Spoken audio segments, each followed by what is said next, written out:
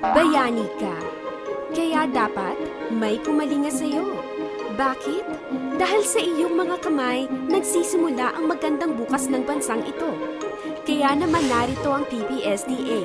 Para habang abala ka sa kinabukasan ng bayan, ang PPSDA naman ang sasagot sa iyong pangangailangan. Baka di mo alam, mahigit 65 years na ang Philippine Public School Teachers Association. Nasa mahigit 200,000 na ang mga miyembrong natulungan nito. At mahigit sa 300 milyong benepisyo na ang nabibigay taon-taon. Lahat kabilang sa pamumuno ng Department of Education. Merong dentista, doktor, administrador, bisor, classroom teachers, pati mga empleyadong di nagtuturo, kasali. Nationwide, may sub-offices pa mula Luzon, Visayas hanggang Mindanao.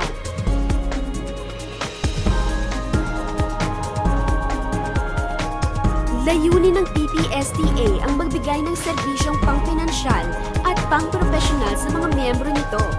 May mga scholarship programs para sa karagdagang pag-aaral na hinahangad mo noon pa. Merong mga workshops para sa iyong career and professional development. Mahigit 500 na ang study grants ng PPSDA. At kada taon, nagbibigay pa sila ng 17 full scholarships para sa mga qualified teachers. Astig, di ba? May competency building programs, insurance sa pamamagitan ng mutual aid system na hanggang 200,000 ang coverage na maaaring madoble pa hanggang 400,000 kung sakaling maaksidente ka. Para sa mga may iwan mong mahal sa buhay, sakaling ma-meet mo na si Lord. Retirement benefit sa pamamagitan ng Mutual Retirement Benefit System Plus. Para sa iyong pagtanda, merong plan na 50,000, 75,000, hanggang 100,000 meron. May kasamang hospitalization daily income benefit pa. Sakaling ikaw naman ang ma-ospital at magkasakit. Loans sa pamamagitan ng sariling sikap loan na magagamit mo sa sandaling mangailangan ka. Para sa gastusin sa bahay, sa tuition ni bunso, sa pagpapangamot ni nanay, sa panganganak ni misis, at marami pang iba. At saan ka nakakita? No collateral na, low interest rate pa. Up to 100,000 pesos loan ka na pwede mong makuha sa mismong araw. Wow! May dormitoryo din na komportable, madaling puntahan, at murang-mura para sa mga miyembro malapit sa main office. Pati auditorium at meeting rooms meron din.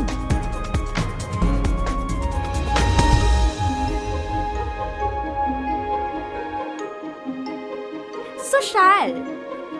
Lahat ng nagtatrabaho sa ilalim ng Department of Education, kasama na rin ang mga sangay nito, pati empleyado ng PPSDA na 54 years old and below ay pwedeng-pwedeng sumali.